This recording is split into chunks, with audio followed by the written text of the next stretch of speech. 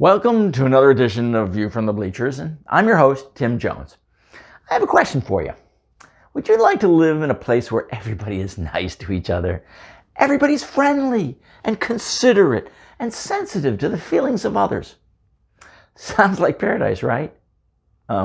Wrong. And I know. Because for years, I used to live in one of those communities. Trust me, it's no picnic. I will explain why on the other side.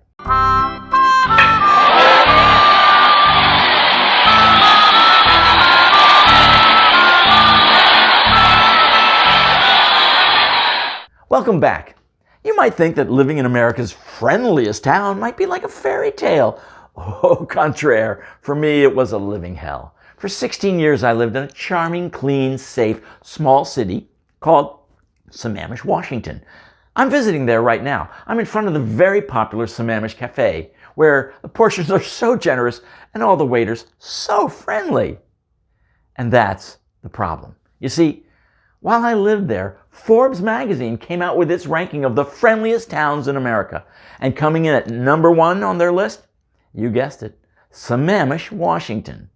Sammamish beat out, for top honors, fierce rivals like Westerville, Ohio, Fishers, Indiana, Lake Wobegon, Hooterville, and the merry old land of Oz. Forbes' study ranked towns based on criteria such as crime rate, level of charitable giving, level of civic engagement, and I'm fairly sure the size of the check the town was willing to pay to Forbes Magazine to get listed as one of America's friendliest towns. Sammamish is a perfectly nice town with a population of roughly 50,000 pleasant people nestled in the pleasant foothills of the pleasant Cascade Mountains, a convenient 20 minutes east of Seattle, or 2 hours and 40 minutes during rush hour. And thanks to its close proximity to Microsoft, Sammamish is an upscale community with low unemployment, below 4%, low crime, 90% below the national average, and the nation's highest level of double tall mocha addicts, 97%. Now don't get me wrong, the people of Sammamish are some of the nicest people you'll ever want to meet. And that's exactly my problem. They're just so darn nice. Annoyingly, obnoxiously nice. By comparison, the characters on Mr. Rogers' Neighborhood look like the cast from Real Housewives of New Jersey. I remember a time when I lived in Sammamish when I tried to enter the grocery store. I noticed 2 women in front of me, both trying to enter the store at the exact same time. Well, it took them 5 minutes to successfully negotiate entering into the establishment because each of them kept insisting that the other person go first. Please go right ahead. Oh, no, you're most kind, but I would not think of it. After you, please. Oh, why, thank you, but I believe you really were here first. Oh, no, I'm not at all. I believe you were here before me. Oh, no, I am in no hurry. Besides, I believe you let me through first last week. It kept going on like this. I have seen slugs cross thresholds faster. Most of the youth league rec soccer games here end in a tie because, well, parents don't want to upset kids on the other team by causing them to experience failure.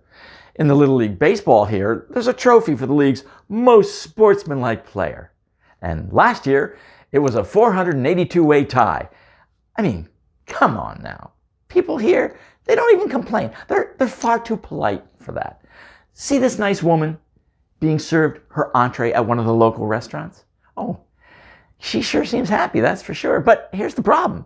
She ordered a ribeye steak and the waiter brought her a salmon by mistake. But she won't say anything about his error, because heaven forbid she embarrass her waiter by pointing out his mistake. Like most people from Sammamish, she will undoubtedly thank him profusely for suggesting a much healthier dining alternative.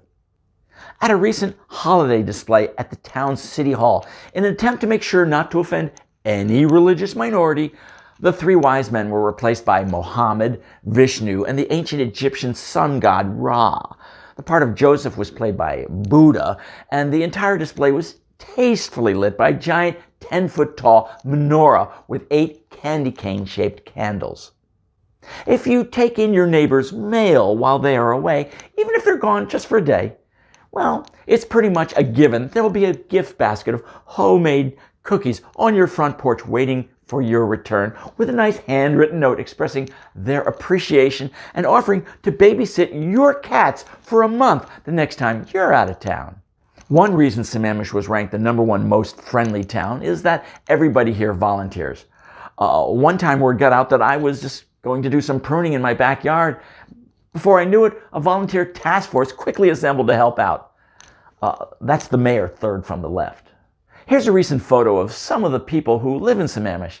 Gosh, they sure do look friendly, I have to admit. But, I'm told that the people here still place all their long-distance calls with help from the town's telephone operator, Mabel. She's so, what's the word I'm looking for?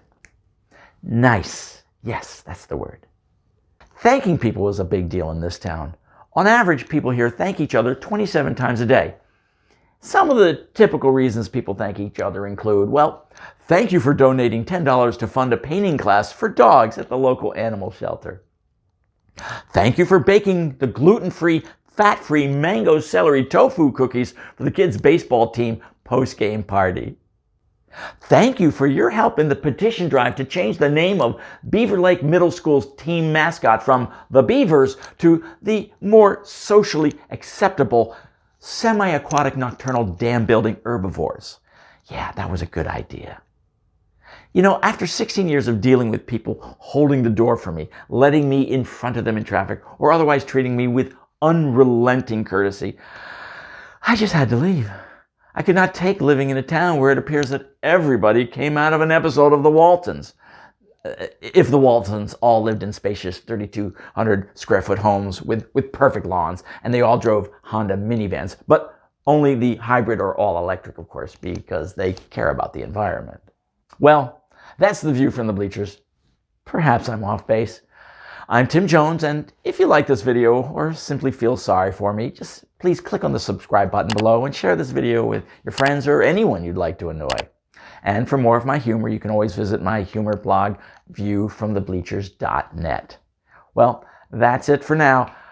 I guess I should close by saying have a nice day, but I really don't feel in the mood.